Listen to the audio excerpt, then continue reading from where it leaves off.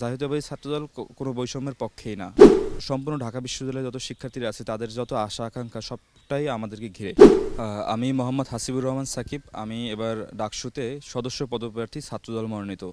জি, আমরা আসলে মানে খুবই চমৎকার সাড়া পাচ্ছি। বিশেষ করে আমাদের যখন প্যানেলটা দেওয়া হয়, বাংলাদেশ জাতীয়তাবাদী ছাত্রদলের যে প্যানেল, আবিদ হামিম মায়েত পরিষদ, সেই পরিষদ প্যানেলটা দেওয়ার পর থেকে সম্পূর্ণ ঢাকা বিশ্ববিদ্যালয়ে যত শিক্ষার্থীরা আছে তাদের যত আশা আকাঙ্ক্ষা সবটাই আমাদেরকে ঘিরে। এবং আমরা আবাসিক হলগুলোতে প্রতিটা রুমে রুমে যাচ্ছি এবং সেই রুমে রুমে যাওয়ার ফলে আমরা দেখতে পাচ্ছি যে তারা সবাই আমাদের ব্যাপারে খুব উদগ্রীব এবং আশা আকাঙ্ক্ষা রাখতেছে এবং আমাদেরকে কিছু কিছু প্রশ্ন করতেছে যে আসলে আমাদের কাছ থেকে তারা কি পাবে। এবং তাদের একটা আমি কনসার্নের জায়গা দেখছি, তারা আসলে আমাদের কাছে চাচ্ছে যে যে এই ক্যাম্পাসে সেই পূর্ববর্তী যে নিষিদ্ধ ছাত্রলীগের যে গণরুম গেস্টরুম কালচার, এই কালচারটিকে আর ফিরে আসবে কিনা।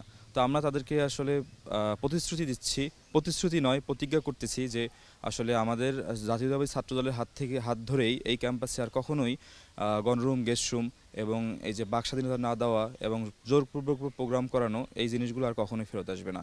এবং এই বিষয়ে আশ্বস্ত করতে পারলেই দেখছি তাদের মধ্যে আমাদের ব্যাপারে আসলে সবথেকে বেশি সাড়া আমি তাদের কাছ থেকে পাচ্ছি।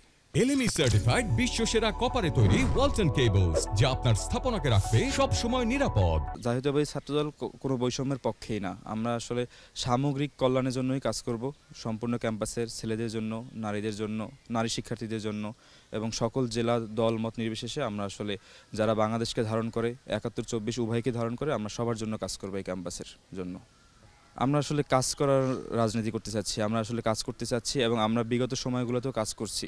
আমরা ৫ আগস্টের আগে আমরা গণতান্ত্রিক আন্দোলন সংগ্রাম সবগুলোতে আমরা অংশগ্রহণ করেছি এবং আমরা সকলেই রাজপথে যোদ্ধা। আমাদের যদি প্যানেলে দেখেন, প্রত্যেকের গায়ে জুলাই গণঅভ্যুত্থানের একটি আঘাতের চিহ্ন থাকবে অবশ্যই। তো আমরা যখন যুগপৎ আন্দোলন, জুলাই গণঅভ্যুত্থান যেরকম করেছি, ৫ আগস্টের পরে এই ঢাকা বিশ্ববিদ্যালয় ক্যাম্পাসে যে সুস্থ ধারার রাজনীতি ফিরিয়ে আনার জন্য কাজ করেছি এবং ডাকসু হওয়ার জন্য আমরা কাজ করেছি, ডাকসুর পক্ষে আমরা সবসময় কথা বলেছি। ঠিক তেমনিভাবে আমরা ডাকসুতে নির্বাচিত হলে আমরা বিশ্ববিদ্যালয়ের সামরিক কল্যাণের জন্য কাজ করব। আমাদের যে ইশতেহার দেওয়া হয়েছে সেখানে অনেক বিষয়ে উঠে এসেছে, আমরা সবকটা বিষয়ে আমরা কাজ করব।